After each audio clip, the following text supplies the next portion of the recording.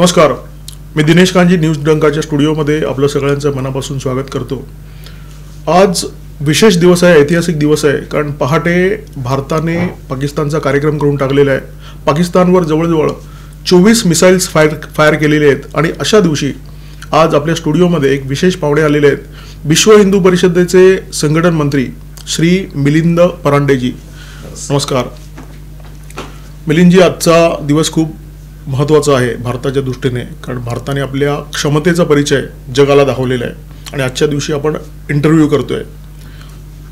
ज्या हल्ल्याचं नेतृत्व भारताच्या तिन्ही दलाने केलं त्याचं नाव ऑपरेशन सिंदूर असं ठेवण्यात आलं होतं. तुमचं काय मत आहे याच्याबद्दल? जे काही मीडियामध्ये येत आहे त्याच्यामध्ये असं येते की माननीय प्रधानमंत्र्यांनी ते नाव स्वतः सुचवलं आणि ज्या प्रकारे केवळ पुरुषांना तिथे मारलं गेलं आणि अनेक त्याच्यामध्ये नवविवाहित होते, अनेक कुटुंब उजळली आहे त्याच्यामुळे पहलगामच्या हल्ल्यामध्ये, आणि म्हणून मला वाटतं ते नाव आलं असावं असं वाटतंय. पण मला वाटतं भारतीय सेनेचं आणि भारतीय सरकाराचं दोघांचंही खूप अभिनंदन केलं पाहिजे. बिलकुल. की अशा प्रकारचा त्यांनी एक खूप मोठा स्टँड घेतलेला आहे. आणि त्याच्या आधीचे सुद्धा जे निर्णय आहेत, मला वाटतं पाणी बंद करणं, काही गोष्टींचं इम्पोर्ट आणि ट्रान्सपोर्टेशन, मग यूट्यूब आणि इन्फ्लुएन्सर्स वगैरेंच्यावरचे जे सगळे सोशल मीडियावरचे जे काही प्रतिबंध आणलेले आहेत, मला वाटतं ह्याचा एक समग्रतेने या सगळ्या गोष्टींचा विचार केला पाहिजे. बरोबर. म्हणजे त्या देशाला सर्व प्रकारे खिळखिळं करून निश्चितपणे कारण त्यांना संपवलंच पाहिजे, हे आवश्यक आहे. या ऑपरेशनसाठी तयारी पण खूप जबरदस्त करण्यात आली होती, प्रश्नच नाही. म्हणजे आज एवढ्या 100 किलोमीटर आतपर्यंत मार केलेला आहे, तर सगळ्यांचे लॉन्जिट्यूड लॅटिट्यूड मिळवणं एक्झॅक्ट करणं, प्रिसिजन बॉम्बिंग केलेलं आहे. बरोबर आहे. म्हणजे मिलिटरीने म्हटलं की आम्ही सिव्हिलियन पॉप्युलेशन किंवा मिलिटरी किंवा फायनान्शियल टार्गेट्स घेतलेले नाही आहे. तर हे स्टेटमेंट कॉन्फिडेंटली म्हणण्याकरता तेवढा खूप चांगली म्हणजे गुप्तचरांची माहिती हवी होती, यांनी मिळून हे काम केलेलं आहे. बरोबर आहे. पहलगामची जेव्हा घटना घडली तेव्हा या गोष्टीची खूप चर्चा झाली की दहशतवाद्यांनी धर्म विचारून गोळ्या घातल्या, धर्म विचारून लोकांना ठार केलं. तर ही जेव्हा घटना घडली तेव्हा विश्व हिंदू परिषदेचे एक पदाधिकारी, एक भारतीय म्हणून तुम्हाला नेमकं कसं वाटलं होतं? कसं आहे, आपण ह्याच्याबद्दल विषयही मांडलेला आहे संघटना म्हणून सुद्धा, की असं जे म्हटलं होतं की ह्याला धर्म नसतो, दहशतवादाला. पण जेव्हा धर्म विचारून जेव्हा दहशतवाद होतोय, तुम्ही असं म्हटलं पाहिजे की दहशतवादाला धर्म आहे. बिलकुल. त्यामुळे हाच भाग येतोय आणि खरोखर अशा घटना कोणाच्या माध्यमातून घडतात असं जर पाहिलं तर हे चित्र समोर उभं राहत आहे. आणि त्यामुळे कशा प्रकारची शिकवणूक दिली जाते, कोणत्या मजहब, धर्म म्हणायचं की नाही मला माहित नाही, कोणत्या मजहबांच्या माध्यमातून कोणते शिकवणूक दिली जाते हे खूप महत्वाचं आहे. त्याच्यातनं विचार आणि कृती या दोन्ही दिसत आहेत. आणि म्हणून या गोष्टींवर निश्चितपणे निर्बंध आणलेच पाहिजे, कठोरपणे आणले पाहिजे, जगभर आणले पाहिजे. पहलगामची घटना घडल्यानंतर केंद्रीय गृह मंत्रालयाने एक विशेष मोहीम हाती घेतली आणि ती मोहीम म्हणजे देशामध्ये घुसून बसलेले जे पाकिस्तानी आणि बांगलादेशी आहेत त्यांची हकालपट्टी या देशातून बाहेर करायची. तर मला वाटतं विश्व हिंदू परिषदेच्या माध्यमातून अशा प्रकारच्या मोहिमा याच्यापूर्वी अनेकदा झालेल्या आहेत की भारतामध्ये जे घुसखोर आलेले आहेत त्यांची हकालपट्टी करा. आपण ज्या ज्या ठिकाणी आपल्या लक्षात येतं अशा प्रकारची मुवमेंट किंवा अशा प्रकारची माहिती तर योग्य अधिकाऱ्यांपर्यंत पोहोचवण्याचा आपण प्रयत्न करतो. कारण आपण 2 प्रकारची कामं सतत करायला आलेलो आहे. जसं की CAA विषय घोषित झाला तर पाकिस्तान, अफगाणिस्तान आणि बांगलादेशातून आलेल्या हिंदूंना नागरिकता मिळवून देणं, तर तेही काम करत असताना असे लोक दुसरे लक्षात येतात आणि हे काम करत असताना असे लोक लक्षात येतात. त्यामुळे दोन्ही कामं चालू असताना जी माहिती आपल्याला मिळते ती आपण सरकारला पुरवतो. आणि मध्ये सुद्धा बांगलादेशामध्ये सुद्धा जी हिंसा झाली त्याच्यानंतर सुद्धा असे कोण कोण आहेत सगळ्या ठिकाणी हे शोधण्याचं काम झालं होतं. तेव्हा सुद्धा महाराष्ट्र, छत्तीसगड, दिल्ली या ठिकाणी अनेक जण पकडले जाऊन त्यांना पाठवण्याचा प्रयत्न झाला होता. तर हे करणं ह्याच्याकरता सुद्धा आवश्यक आहे. जसा आजचा दिवस आहे, मॉक ड्रिल होत आहे, तर मला वाटतं जवळजवळ 250 जिल्हे अत्यंत संवेदनशील म्हणून काढून त्या ठिकाणी हा प्रयत्न होतोय. तर जसं समाजाची सिद्धता या बाबतीत करण्याची आवश्यकता आहे, तुम्ही विचारलेल्या प्रश्नाशी दुसरा एक अँगल जुळलेला आहे, तो म्हणजे अंतर्गत सुरक्षेचा. कारण जर करोडो लोक या देशाशी, या धर्माशी, या समाजाशी आणि इथल्या संविधानाशी जर त्याला मानणारे नाहीत, तर तो भारताच्या अंतर्गत सुरक्षेच्या दृष्टीने खूप मोठा धोका आहे. आणि म्हणून समाजाने त्या बाबतीत सुद्धा खूप सतर्क राहण्याची गरज आहे की आपल्या आजूबाजूला कोण आहे, आपल्या बाजूला कसे वागतात आहे, काय ते करत आहेत. कारण की जर युद्ध सदृश्य परिस्थिती जर निर्माण झाली तर या गोष्टी खूप महत्वाच्या राहणार आहे. त्यामुळे जसं बाहेरून होणाऱ्या आक्रमणाची एअर रेड्स वगैरे वगैरे ज्याची जसं आज ड्रिल होणार आहे, त्यासोबतच आमच्या आजूबाजूला कोण राहत आणि काय ते करत आहेत. कारण या स्लीपर सेल्स जर काम करत आहेत तर त्यांना लोकल सपोर्ट शिवाय ते काम नाही करू शकत. बिलकुल. आणि म्हणून तो लोकल सपोर्ट कोण देत आहे, कसा देत आहे. एवढ्या मोठ्या घटना ज्या भारतात आधी सुद्धा घडलेल्या आहे, प्रत्येक वेळी लोकली मदत करणारे लोक होते म्हणूनच ते घडवू शकले. भारतामध्ये आजपर्यंत अगदी भाग्यनगर, बंगलोर सगळ्या ठिकाणी ज्या घटना घडल्या, तर इतक्या आजपर्यंत घटना घडू शकतात याचा अर्थ लोकल सपोर्ट आहे. आणि म्हणून या गोष्टींबाबतीत हिंदू समाजाने अत्यंत सतर्क राहणं, सगळ्या देशभक्त नागरिकांनी सतर्क राहणं खूप आवश्यक आहे. मला तुम्हाला 2 प्रश्न जोडून विचारायचे आहेत.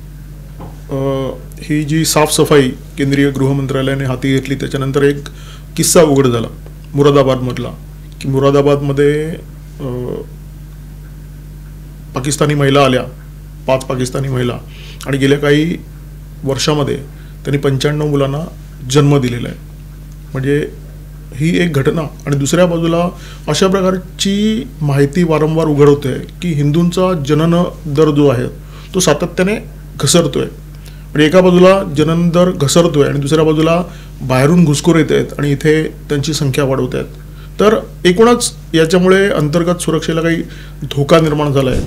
ठीक आहे, 3-4 विषय आहेत. म्हणजे तुम्ही जो मुद्दा म्हणलेला आहे तो हिंदू जनसंख्येच्या असंतुलनाचा आहे आणि त्याच्यामध्ये 4 फॅक्टर्स आहेत. एक तुम्ही मांडलेला हा जन्मदराचा आहे, दुसरा मतांतरणाचा आहे जो की ख्रिश्चन मिशनरीच्या माध्यमातून खूप मोठ्या प्रमाणात होतोय. आणि जसं केंद्र सरकारने 2023 मध्ये एक स्टेटमेंट दिलं होतं की जवळजवळ 20,000 संस्थांवर नकेल कसण्यात आलेली आहे की ज्यांना विदेशातून FCRA अंतर्गत पैसा येतो त्याचा उपयोग अँटी हिंदू कामाकरता होतो. तर हजारो संस्था हिंदूला मतांतरित करण्याकरता प्रयत्न करत आहेत, त्याच्यामुळे हिंदूंची जनसंख्या घटत आहे. दुसरं म्हणजे 2023 मध्ये जुलै-ऑगस्ट मध्ये हे पब्लिक डोमेन मध्ये आहे की संसदेत विचारलं गेलं होतं की किती महिला गायब झाल्या भारतामध्ये. तर आकडा जो दिला गेला की 2023च्या मागे 2.5 वर्षामध्ये 13 लाख महिला भारतामध्ये मिसिंग गेलेल्या आहेत. अच्छा. आणि प्रत्येक जात, बिरादरी, भाषा, पंथ, संप्रदायाच्या महिला या मिसिंग गेलेल्या. मी असं नाही म्हणणार की 13 लाख महिला या लव्ह जिहादच्या शिकार आहेत, पण हा आकडा प्रचंड आहे. कारण आता या मागच्या 3-4 महिन्यात ब्रिटन मधल्या गोष्टी समोर आल्या की किती ख्रिश्चन मुली, हजारो ख्रिश्चन मुली या तिथे लव्ह जिहाद हा शब्द नाही, तिथे ग्रूमिंग गँग्स हा शब्द आहे, तर त्याला बळी पडलेला आहे, त्यांना अन्य प्रकारच्या घाणेरड्या कामांमध्ये लावण्यात आलेलं आहे. तसंच टाइम्स ऑफ इंडियामध्ये जो रिपोर्ट आला की जवळजवळ 4,000 ख्रिश्चन मुली या केरळ मधल्या या अशाच प्रकारे लव्ह जिहादच्या शिकार झाल्या. तर हा प्रश्न सार्वत्रिक आहे आणि फार प्रचंड प्रश्न आहे हा. आणि म्हणून हे खूप मोठं कारण आहे की महिलांच्या माध्यमातून आपलं जन्मदर वाढवणं हे मुसलमानांच्या एका वर्गाची दृष्टी आहे. त्यामुळे तुम्ही जे पाकिस्तानचं उदाहरण दिलं ते आणि इथे राहणारा सुद्धा मुसलमान समाज या दोघांचाही बर्थ रेट खूप हाय आहे. म्हणजे जवळजवळ ज्या आकडे आलेले की 2.3 त्यांचा जन्मदर आहे. आणि जर भारताचा जन्मदर पाहिला संपूर्ण भारताचा तो 1.92 आहे 2023 जे आकडे. तर जर ह्यांचा 2.3 आणि भारताचा 1.92 तो हिंदूचा तर त्याच्याहूनही कमी आहे ऍव्हरेज ते येण्याकरता. आणि म्हणून आज घुसपेट असं जे कारण आहे की करोडो लोक देशात घुसलेले जे आपल्याकरता धोक्याचं आहे, लव्ह जिहाद होत आहे, मतांतरण होत आहे आणि त्याच्यासोबत आता हा चौथा लव्ह जिहादचा विषय. आणि म्हणून प्रत्येक हिंदू घरामध्ये किमान 2 तरी मुलं असलीच पाहिजे हा आग्रह केला पाहिजे. त्याच्यामध्ये एक आकडा येतो 2.1 त्याला रिप्लेसमेंट रेट म्हणतात. अच्छा. म्हणजे रिप्लेसमेंट रेट म्हणजे आई वडील जर वारले तर 2 आकडा लोकसंख्येमध्ये कमी झाला, घरात 2 मुलं असतील तर पुन्हा तो आकडा पुरेसा पूर्ववत झाला, म्हणून त्याला रिप्लेसमेंट म्हटलं जातं. तो आकडा जगभर कोणत्याही समुदायाकरता कोणत्याही देशाकरता एकच आहे, 2.1. आणि ज्या वेळेस जन्मदर ह्याच्यापेक्षा कमी होतो त्या समुदायाच्या अस्तित्वावर प्रश्नचिन्ह निर्माण होतं. चीनमध्येही तेच घडतंय, जपानमध्येही तेच घडतंय, युरोपच्या अनेक ख्रिश्चन देशांमध्ये हीच घडतंय. आणि म्हणून हिंदू समाजाच्या अस्तित्वाकरता जसे या 3 प्रश्न, घुसपेट, मतांतरण, लव जिहाद, याच्यावर नकेल कसली पाहिजे, तसंच हिंदूंनी आपला जन्मदर सुद्धा वाढवला पाहिजे. आणि आज वेगवेगळ्या जे भोगवादाचा परिणाम आहे की करिअर करता आम्हाला 2 मुलं नको वगैरे वगैरे असे जे अनेक विषय येतात. मुळात अलीकडे लग्न न करण्याचा सुद्धा एक ट्रेंड खूप वाढतोय आणि उशिरा लग्न करणं ज्याच्यामुळे कॉन्सेप्शन कठीण होतं, हे सुद्धा विषय येतात. म्हणजे क्षमताच ती कमी होऊन जाते महिलांची मुलांना जन्म देण्याची उशिरा लग्न केल्यामुळे. असे अनेक विषय आहेत. त्यामुळे हिंदू समाजाने जसं या 3 समस्यांचं उत्तर द्यायचंय तसं स्वतः करू शकतो जे विषय, म्हणजे घरात किमान 2 मुलं तरी असलीच पाहिजे हा आग्रह.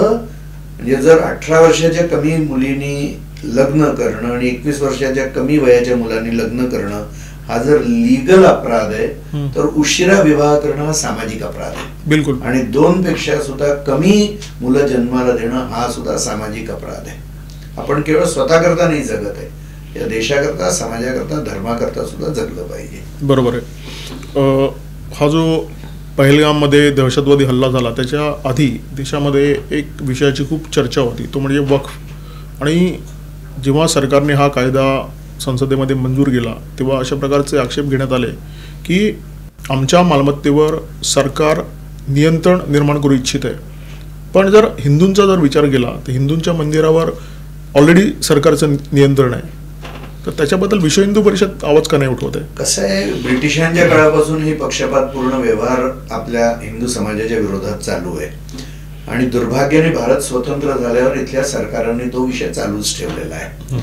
आज भारताच्या दक्षिण भागातल्या 5 राज्यांमध्ये ही समस्या अत्यंत भयानक आहे. म्हणजे एकट्या आंध्र प्रदेशचं उदाहरण घेतलं तर 34,000 मंदिरही सरकारी नियंत्रणामध्ये आहेत. आणि देशामध्ये कुठलीही मस्जिदी किंवा कुठलीही चर्च सरकारच्या नियंत्रणात नाहीये.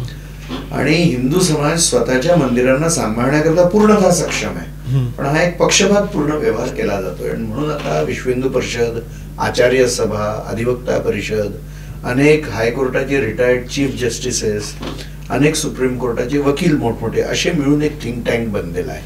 आणि आपण एक आता कायद्याचं प्रारूप निर्माण केलेलं आहे. आम्ही आता 5 जानेवारीला एक खूप मोठा कार्यक्रम विजयवाड्याला केला, त्याच्यात 3 लाख लोक हा विषय घेऊन केवळ आले होते.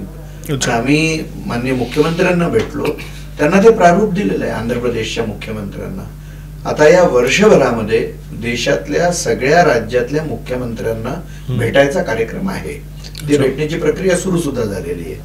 आणि अनेक राज्यांच्या विधानसभा आणि विधान परिषदेचे जे विधायक आहेत त्यांना भेटून हे प्रारूप देणार, कारण हे नीती निर्धारक माणसं आहे. मागच्या नोव्हेंबरमध्ये 400 पेक्षा जास्त संसद सदस्यांना भेटून हा विषय व्यक्तिशः समजवण्यात आलेला आहे. आणि त्यामुळे हा जागरणाचा विषय पूर्ण देशभर या वर्षभर चालणार आहे की हिंदू मंदिरांना सरकारी नियंत्रणातून मुक्त केलं पाहिजे. हिंदू समाजाच्या सगळ्या जाती बिरादरी वर्गांच्या सहभागाने मंदिरांचं संचालन झालं पाहिजे. हिंदू मंदिरात येणाऱ्या पैशाचा उपयोग धर्माच्या प्रचाराकरता आणि सामाजिक सेवेकरता सुद्धा केला पाहिजे. असे विषय घेऊन हे कायद्याचं प्रारूप बनवलेलं आहे. आणि त्यामुळे हा विषय एक जागरणाच्या स्तरावर आता आहे.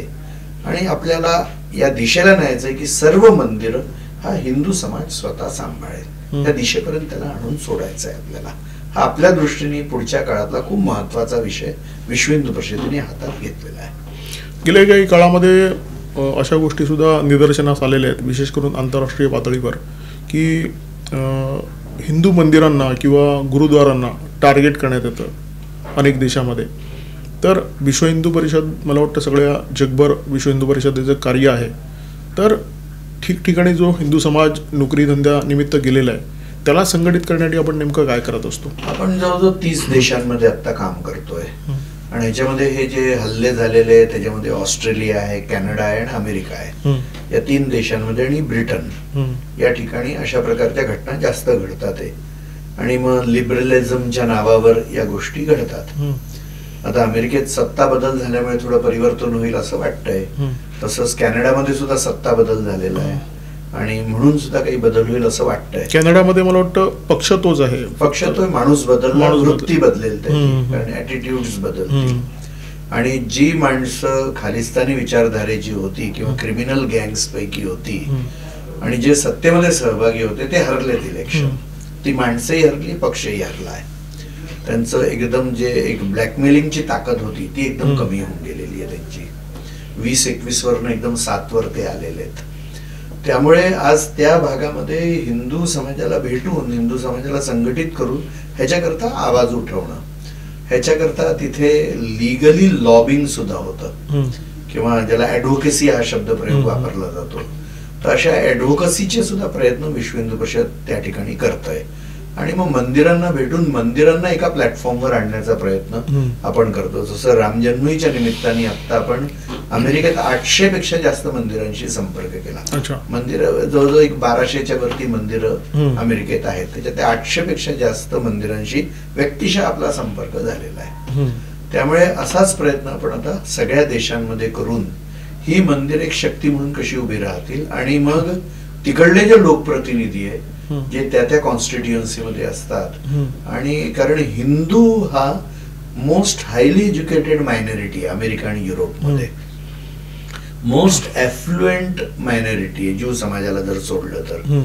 मोस्ट नॉन क्रिमिनल आहे आणि मोस्ट कॉन्ट्रीब्युटिंग मायनॉरिटी आहे. आणि म्हणून हे 4 बिंदू घेऊन आपण त्या सगळ्या लोकप्रतिनिधींनी भेटतोय की बा तुम्ही हिंदूंच्या वोट करता येत असाल तर हिंदूंच्या सुरक्षेकरता सुद्धा तुम्ही विचार केला पाहिजे.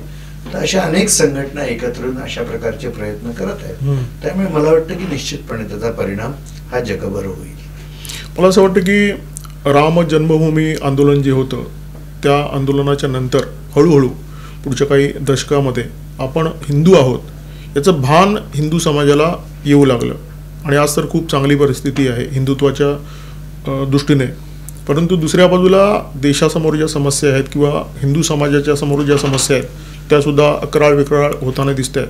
तर आगामी काळामध्ये आता जे सध्या भूराजकीय चित्र आहे आगामी काळामध्ये हिंदू समाजाच्या दृष्टीने किंवा देश अधिक भक्कम व्हावा, मजबूत व्हावा म्हणून विश्व हिंदू परिषद काही उपक्रम हाती घेणार आहे का? निश्चितपणे. एक तर हिंदू समाजामध्ये एकात्मतेची भावना वाढली पाहिजे. कारण विरोधकांसमोर 2 पर्याय उरले केवळ जे आम्हाला स्वतःचे विरोधक मानतात.